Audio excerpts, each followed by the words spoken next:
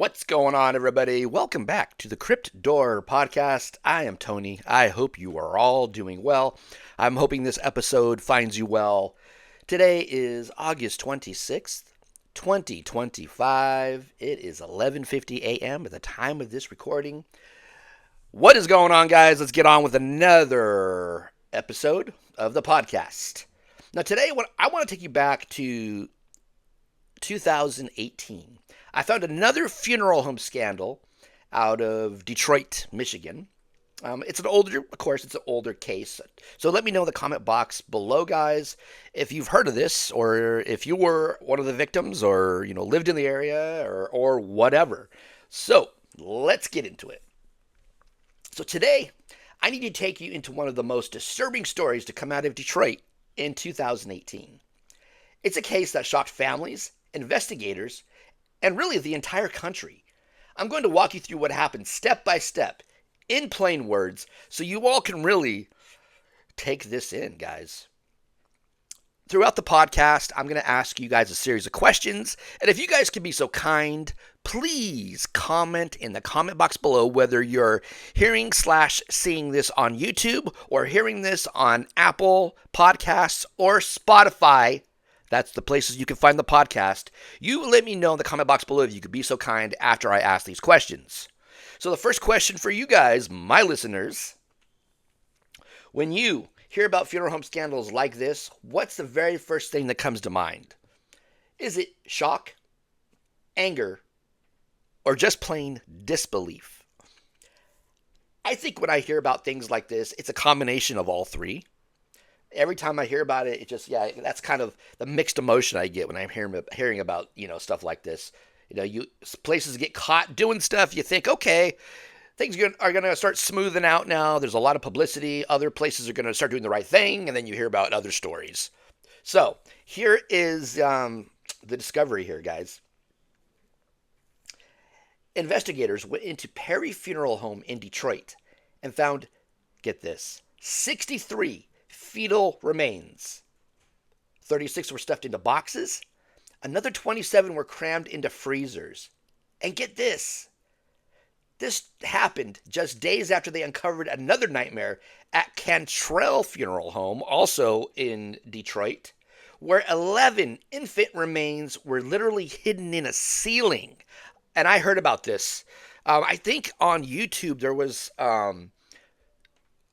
I think it's the same one I'm thinking of. There was some urban explorers. Have you guys seen those people who explore abandoned buildings and stuff?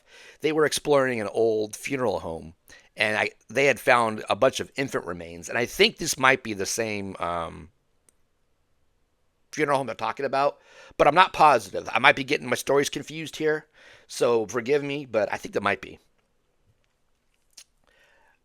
So, guys, do you think cases like this are rare, isolated incidents, or are they signs of a much bigger problem in the funeral industry? Personally, I'm not saying every funeral home does this. I'm not going to say they're quite isolated either. I think there could be more places like this. They are isolated, but they're kind of not, because, the two places in Detroit right there were doing stuff like that. So, yeah, no, kind of, sort of. But I think there's just other places, not all, but other places that, just didn't get caught yet, in my opinion. As soon as this came to light, Michigan state regulators yanked Perry's license. And when they dug deeper, they found violation after violation. No burial permits, incomplete death certificates, and bodies stored in completely improper conditions. So, do you guys think states should be doing way more surprise inspection of funeral homes? Or would even that not be enough to prevent something like this? Personally, yes. My opinion on this is yes. And you guys give me your opinion as well. But yes, there should be more surprise inspections, I think. I'm not going to get into what my wife does for a living. But she works in a facility that is inspected, by state and county officials. And these are living people that she is dealing with. But yeah, I think there should be more surprise inspections. So, of course, the family started filing lawsuits. They accused Perry of fraud, improper storage, and even billing Medicaid for services they never performed. Some lawyers warned the number of mishandled remains might have been as high as 200. How do you guys think families should be compensated when a funeral home betrays their trust in such a devastating way? Well, I mean, there's really no way, you know, they could become, I mean, I guess financially, I guess that would be the way, but I mean, that's still not going to take away the pain of the families. Now, I want you guys to stop for a second and imagine this. You've lost a child, and you've trusted a funeral home to handle the arrangements with care. Then you find out this is how they treated your baby. The pain of that betrayal is almost impossible to put into words. If you were a grieving parent in this situation, what would you want to see happen to the owners of a funeral home caught doing this? Man, I mean, my first, knee jerk reaction here is to string them up. I mean, yeah, for sure. I mean, no matter what would happen to the owners, it's like I said, it still wouldn't take away your pain as a parent, you know. But of course, getting their license yanked and everything, having to pay restitution for pain and suffering, you know.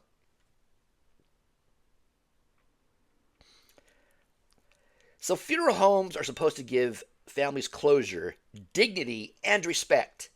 But Perry completely shattered that sacred trust. Do you think funeral homes should be treated more like hospitals, guys, even with strict ethics boards and oversight? Yes, I feel 100% they should.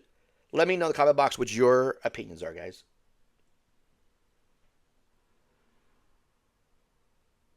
And here's the crazy part. Michigan already has rules. Funeral homes need permits, certifications, and timely handling of remains.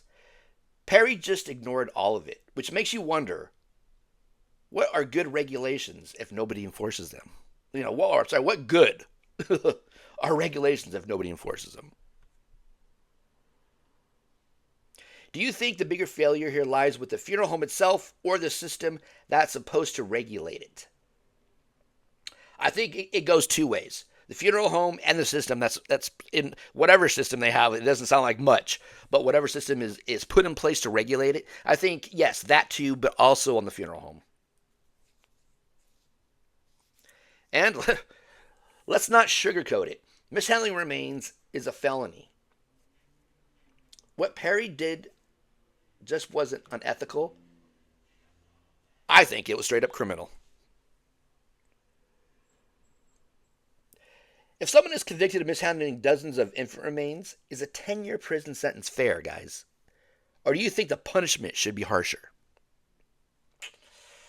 My opinion, harsher.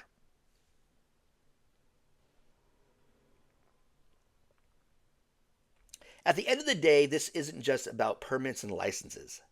Families put their trust into professionals. And instead of care, they got betrayal. It's more than a legal case. It's a wound that never really heals. And guys, if this happened to your family, do you think you'd ever find closure?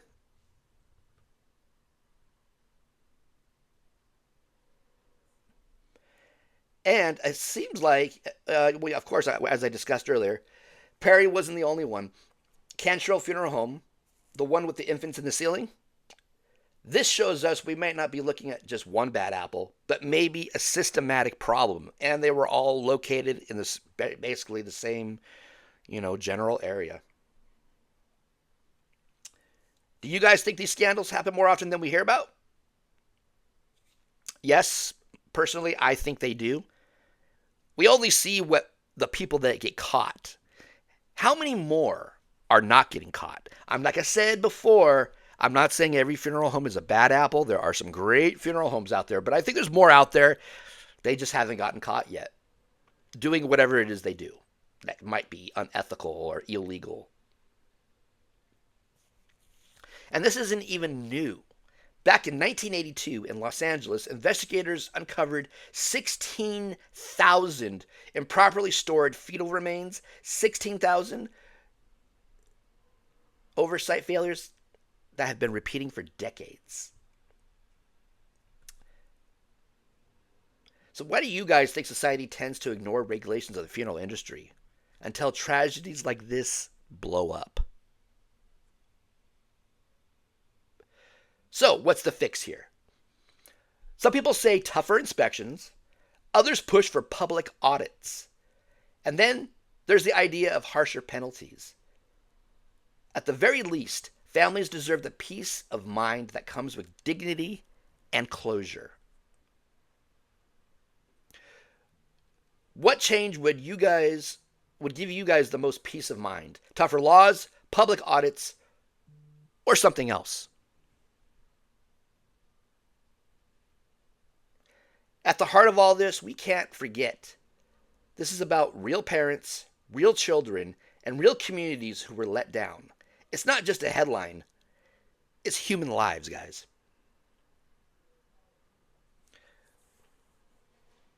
What's the one thing we as a society can do better to protect grieving families?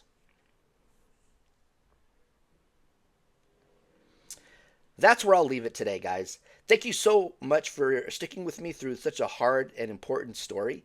Cases like Perry remind us that compassion, oversight, and accountability aren't optional.